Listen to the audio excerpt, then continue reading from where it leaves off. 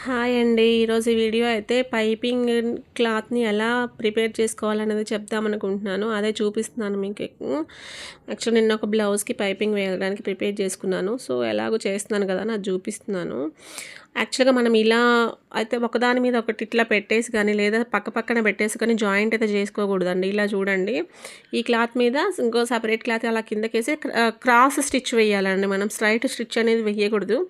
Cross stitch వేస్తేనే మనకి piping అనేది నీట్ ఉంటుంది. మనం అది జాయింట్స్ అటాచ్ చేసినప్పుడు థ్రెడ్ పైపింగ్ అనేది నీట్‌గా రెడీ అవుతుంది. చూడండి ఒకసారి ఎలా వచ్చిందనేది. సో, అది నీట్‌గా ఉంటుందన్నమాట మనకి. సో, ఇప్పుడు యాక్చువల్‌గా రెడీమేడ్ వేస్తున్నారు గానీ, నేను కూడా చూసాను అవి నాకేం నచ్చలేదు. సో, ఆల్మోస్ట్ నేను ఇలానే ప్రిపేర్ చేసుకుంటాను దేనికైనా సరే.